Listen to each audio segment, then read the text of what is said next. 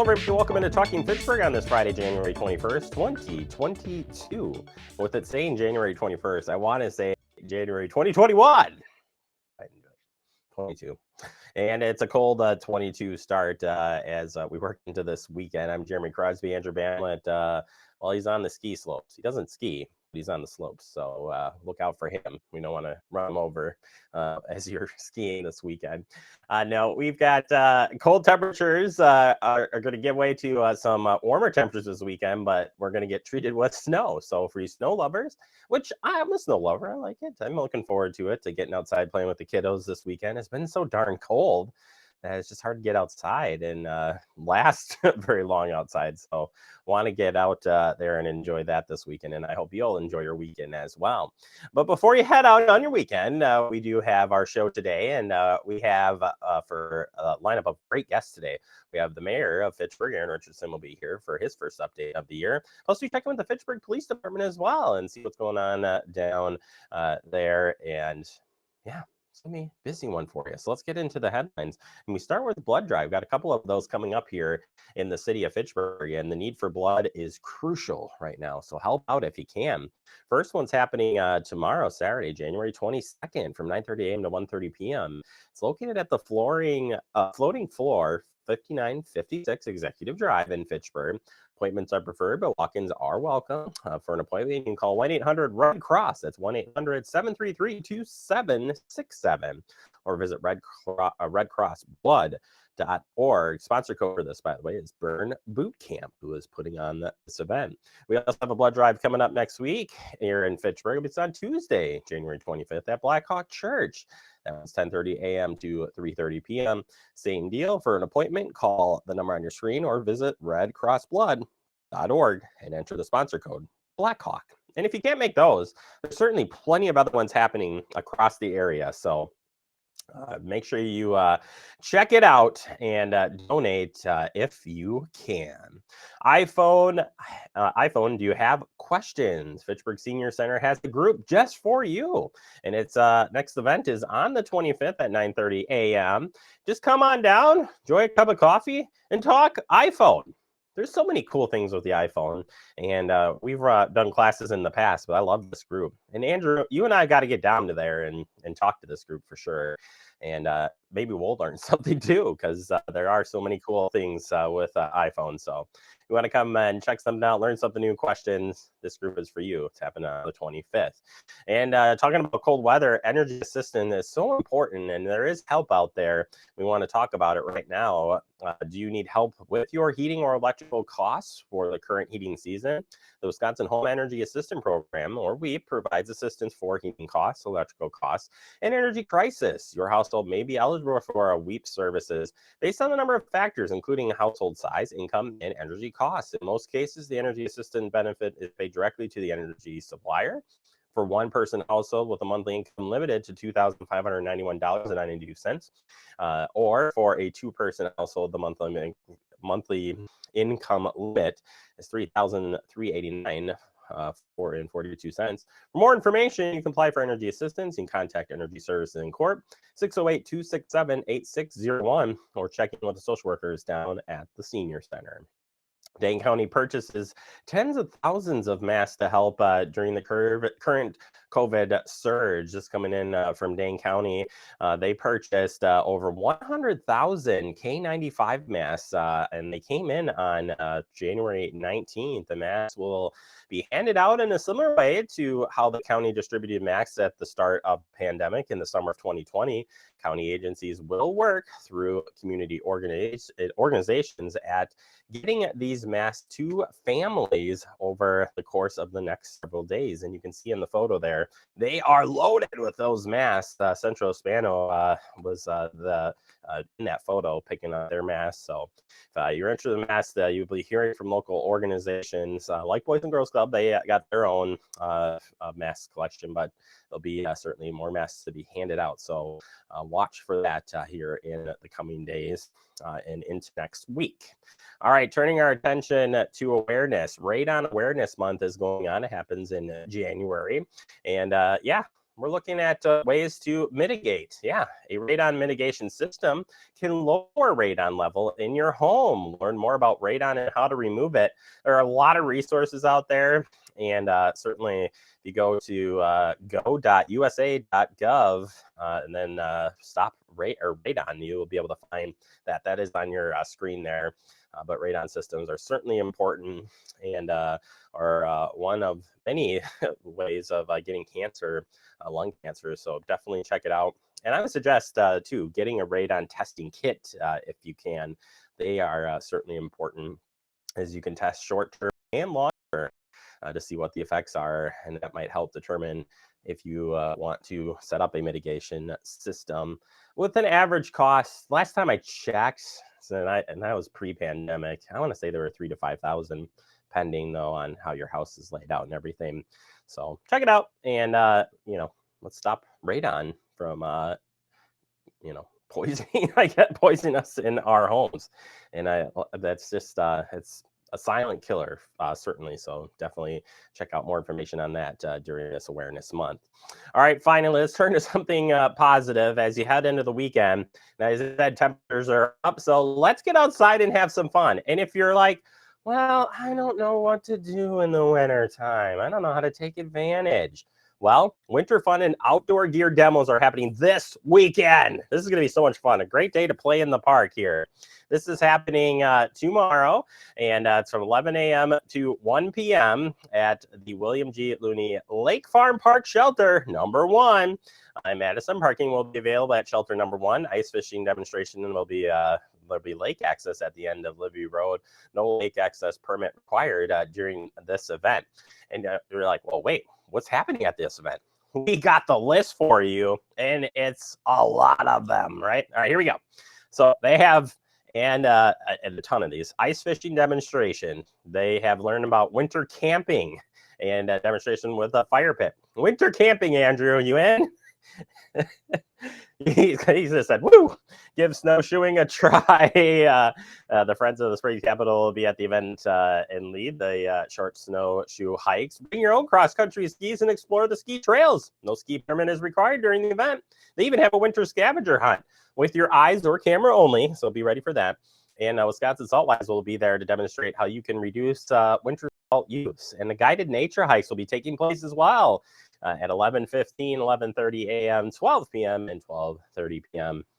Again, if you can't figure out what to do in Wisconsin, this is a great way to try a little bit of everything. I've never snowshoed before. It might be something I want to try out. I have cross-country ski. It is a lot of fun. And we have some beautiful nature out there right here in Dane County. All right, that does it for our headlines. Coming up next, we open up our digest. We're going to check in with the mayor of Fitchburg, and later we'll check in with the police department here on Friday's edition of Talking Fitchburg.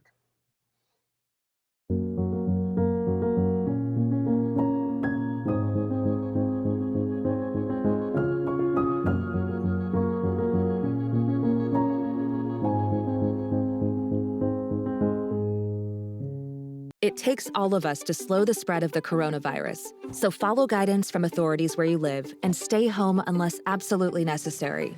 Use a delivery service for essential items like food and medicine. If you must make essential trips, stay 6 feet apart from other people.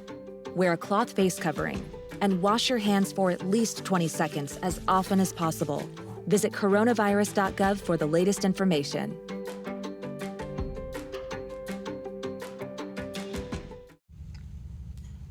Hey, boss. Okay. Said I'm fine. Put me to bed, see you in the morning. With the frosted Superman, but it wasn't on it. And we lost it. In my head, in my head, in my head. Where you at underlay in my head. Hey, son. Hey, Bob. You know you can talk to me. Yeah. Welcome back into Talking Fitchburg. Joining me today is your mayor of Fitchburg, Aaron Richardson. Aaron, welcome back to the show, and Happy New Year, sir. Happy New Year. Thanks for having me as always. Doesn't it feel like we were just saying Happy New Year, we'll see you next year? It goes by so fast. It's so fast. Yeah, 33 in almost. Yeah, right. Well, crazy as it is, we have an update as we like to have you on the show each and every month, and we appreciate your time. Hope you had a fun and safe holidays, and we'll kick things off here with the talk of ARPA and TIDS, which we call the investment plans. Tell us what's going on there and what you're working on specifically right now. Yeah, right now we are working on projects that we want to use the ARPA funds that we got from the government. And also because we are closing a TID this year, there is money in that TID that I don't want to say is left over, but is essentially in that TID. So when it closes, that comes to the city, and we can use that to invest in the city as well. It's one-time funds, and so we want to make sure we're doing kind of a one-off projects, things that don't have the recurring expenses. And so you're really looking for projects, not necessarily people. It's not a good use to add people. That's what we used the budget for last year, and I'm sure we'll continue doing and adding people. But it's great for investments in infrastructure or materials, or one of the things we're probably going to have on that list is making sure that we upgrade the Zoom and meeting equipment in our council chambers, and also in what's called our Genie Ceiling Room, so we can continue to provide meeting access to residents throughout the city. Yeah, and there was a meeting that you guys had, kind of an initial COW meeting, kind of explaining that process. When you're, so kind of walk us through that decision process of what you're doing, and then moving forward, how will these projects come up? Will you put them through budget, CIP? How does that work? Yeah, so I have kind of created a list of projects that I feel like we should utilize for these two buckets. And there's some restrictions on what we can use in ARPA funds. There's really no restrictions on the TID funds. And so with these list of projects, they're going to be in a bunch of different buckets. And once I kind of release that, if you will, council members can then go and do amendments, I suppose you could call them, where they might say, hey, I also want to do this project, or I don't think this project is important. So they'll have that option, and the public is welcome to come to our meetings and say what they like and don't like. The nice thing about this is that we don't really have to have it balanced to the penny like we do for our operating budget, especially CIP to a lesser extent, but that is one advantage. So I really expect actually to be more projects than money available, which is good and bad. You know, I don't want to set that expectation that we're going to do all these things, because it's not approving those projects. It's really kind of that first step in the process. And so there might be some projects on there. We're not going to do all these things in 1 year. That's another big important thing, is that there's a long list of projects. Staff can't do that many things in 1 year.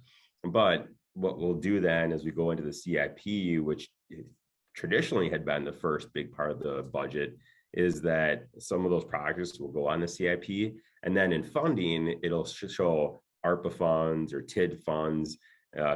It could also still be borrowing. That's the traditional one. It could also be just the general fund, if you will, taxes as well. So that'll just kind of be another option. And so as we go through CIP, I'll have all these projects, and some of them will be on this list that we created. And then the council again and again say, yeah, awesome, great, or we want to do this project instead of that project. So there's lots of things on there. Some of them have higher priorities than others. And there's, 100 other projects that we could do. And really anything on our CIP could be eligible, if you would. We could use that, and it would hopefully reduce our borrowing in the future. But it's really a great opportunity for us to try to impact a large part of the city, and also to increase our flexibility for future years. So if we can get a bunch of projects that we were supposed to borrow for and use this money instead, that enables us, if we have to borrow money in the future, to do that. We want to be very careful about what we're borrowing money for, but it does give us that flexibility in future years.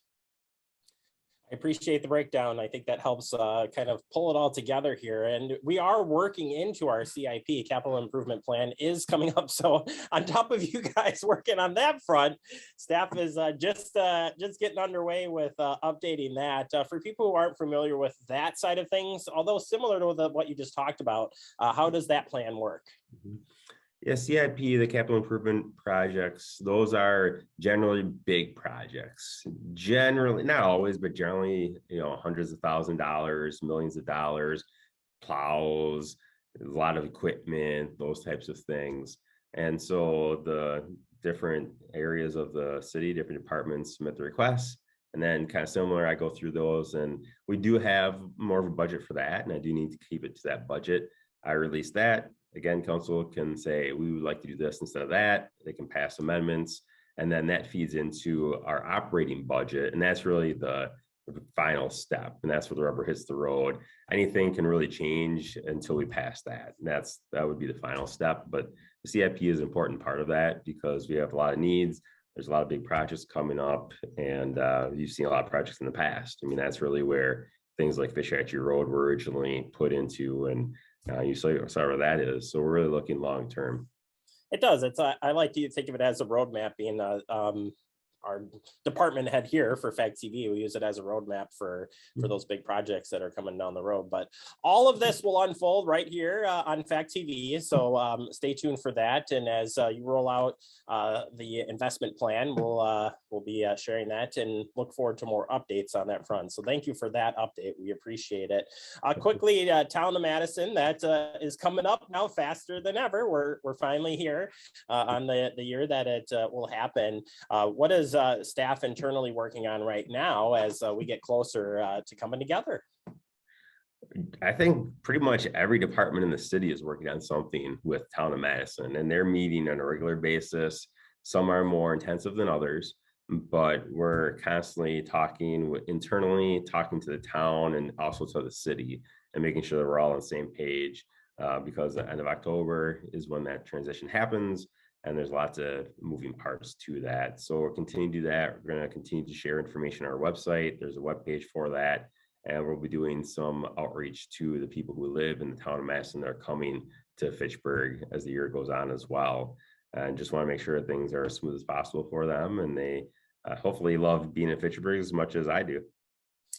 We all do here, Mr. Mayor. So we appreciate your update today. Thank you so much. And we'll look forward to checking back with you next month. All right. Thanks for having me.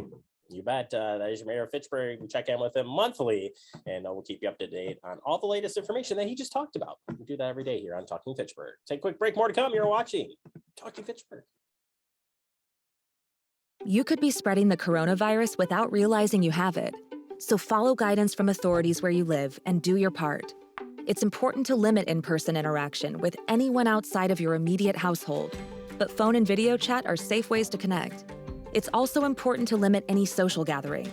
This advice applies to people of any age, including teens and younger adults. Visit coronavirus.gov for the latest information.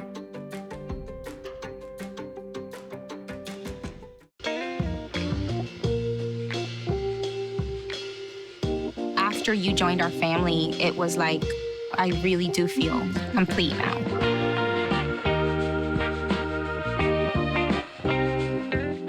Brandon met a girl on a dating app. He finally found the courage to ask her out. No answer. He started to panic. Was he being... Hey, sorry I didn't respond. I was driving. She must be a keeper. We're all just trying to keep things running for those who rely on us. That's why we don't have time to be sick with the flu. We don't have time for delays. Ready! We don't have time for spills. Next. We don't have time for setbacks. Let's be real. Getting the flu shot helps you fight the flu. Get a flu shot for yourself and those around you too. Welcome back into Talking Fitchburg. Joining today for the Fitchburg Police Department, it's Lieutenant Hartwig. Ned, back in the hot seat and ready to give us an update. Ned, Happy New Year and welcome back to TF. Happy New Year, Jeremy. Happy winter, cold weather, and everything that comes along with it. Oh, man, I do feel bad for you folks out there that are on the road and the officers during these cold spells, but still glad you're out there and keeping us all safe.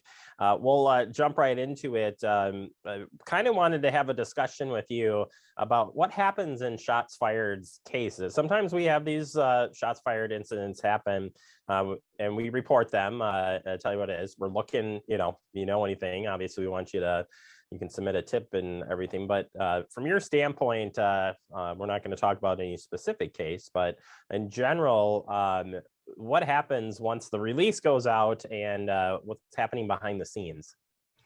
Yeah, it's a great question. I think sometimes people wonder when a minimal release comes out with very little information, that we responded to an address and we collected some evidence, what that looks like and what happens with that. And it depends. Obviously, every situation is a little bit different based on where that happens, what time of day. But the first point that you mentioned is something to always keep in mind. We want to make sure that people are calling us regardless of if they know it's a gunshot or fireworks or whatever the situation may be. We want to know about these incidents so that we can go and start an investigation.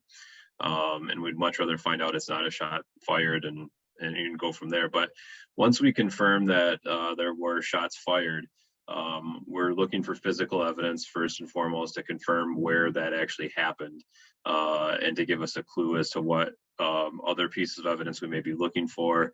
We're obviously going to confirm that no property or people were struck. We start reaching out to make sure that if anyone comes into a hospital with gunshot wounds, that then we're following up on that right away.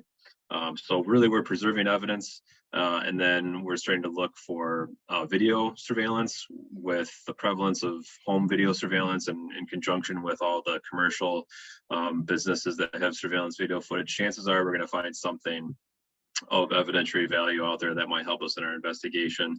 And then we really start talking and trying to connect with people if it's in a residential area or apartment complex. Did you see anything? Did you hear anything? What happened? What may have been happening before this incident occurred? And then from there, we really just work with what we have. And the biggest thing to keep in mind is that these incidents happen throughout Dane County and are often linked to either another weapons offense where shots were fired or another type of incident. And so the partnerships with our other law enforcement agencies are critical. We're working on expanding our capabilities right now to analyze physical evidence that's left behind and from shell casings. So those can link incidents together. And it's really just working whatever evidence we have, if names come up, vehicles, and trying to get to the bottom of it, because the first step in taking care of these incidents once they've occurred is really finding the people responsible and making sure that we're imparting the seriousness on the rest of the criminal justice system so that they're held accountable. So it's that initial call, it may seem like there's not a whole lot of information that comes out, but I can assure you that a whole lot of work is going on behind the scenes depending on the scenario. Yeah, I'm glad you touched too on the partnership between departments because you are working in conjunction and we're lucky. I mean, that's a cool thing about public safety. No matter police, fire, EMS, you do come together for these things and work the case, if you will, to find out what happened and whatever justice needs to happen or outcomes from said things. So when these do happen, basically we issue a press release once we know some information and then getting tips in. So super important to help you guys, no matter what it is. If we're talking property crime, if we're talking shots fired, submitting tips is very helpful. Yeah, absolutely. And we understand people's interest in remaining anonymous. There are opportunities. Madison Area Crime Stoppers is a great organization that makes it very easy to submit tips. And not only that, but to get cash rewards if those tips lead to an arrest. And so that's one avenue, but we're also just willing to talk to people on the phone, in person, and hear what they have to say. More often than not, just a small piece of information can make a huge difference in which direction an investigation goes and getting someone that's committing a violent crime, out of our community and protecting the rest of the community. Yeah, thank you for sharing that information with us. I think it's good to know and hear open that door a little bit to understand what does happen behind the scenes. On the property crime front, it is winter time. Certainly, it doesn't seem to stop some of the thefts that do happen with property crime. But as you're looking at wintertime right now, what are you guys seeing out there as far as property crime? So we have seen the intermittent thefts of vehicles where they're left warming up in the morning, typically. We continue to see burglaries and thefts from vehicles. And again, the overwhelming majority are instances where cars are left unlocked, doors are left unlocked, garage doors are left open.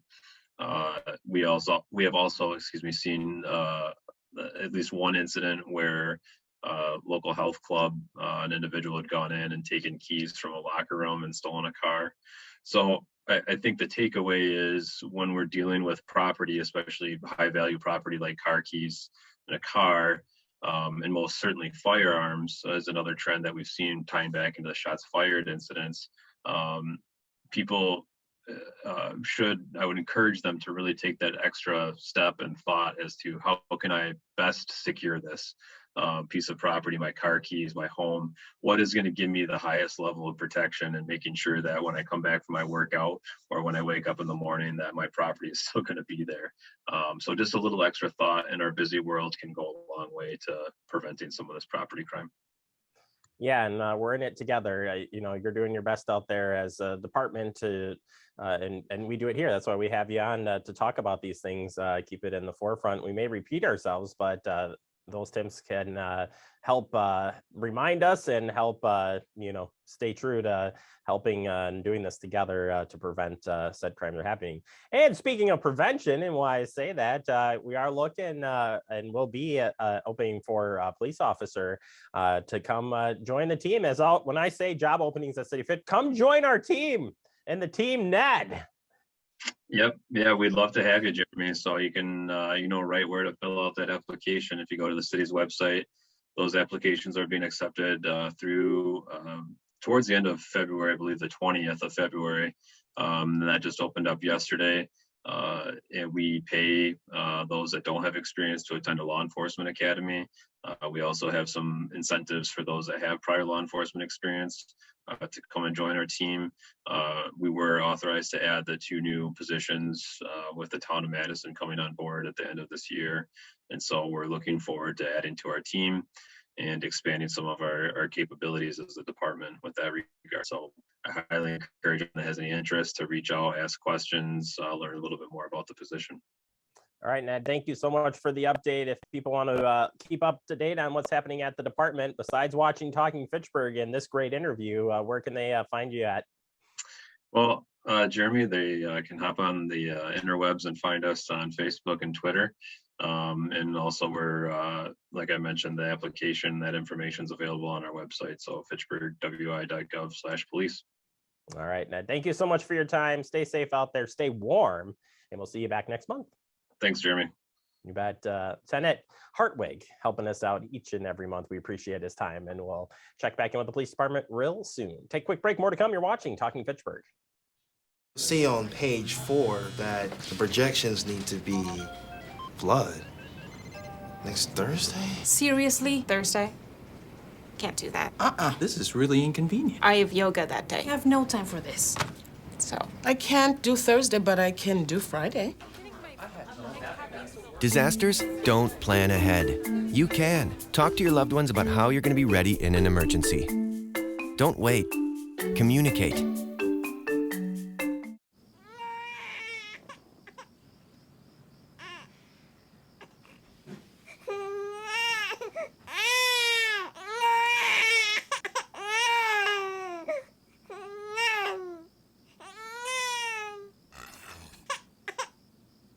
If you love them enough to suck the snot out of their nose at 4 a.m., then surely you'll check nhtsa.gov/the right seat to make sure they're in the right car seat. Well, welcome back into Talking Fitchburg, wrapping up the show for the day. I want to thank Ned from the Fitchburg Police Department for helping us out. And early in the show, we had Aaron Mayor Richardson on. Appreciate his time in explaining the ARPA funds and TID closure. Get more information on that. We'll be sharing that here on Talking Fitchburg, and of course through all of our government meetings on our Gov channel. And you're like, well, where is all that? Where can I watch Fact TV? How can I stay connected with Fact TV? Andrew says, look at the graphic and start streaming today. He's a good sales guy. He just didn't know it.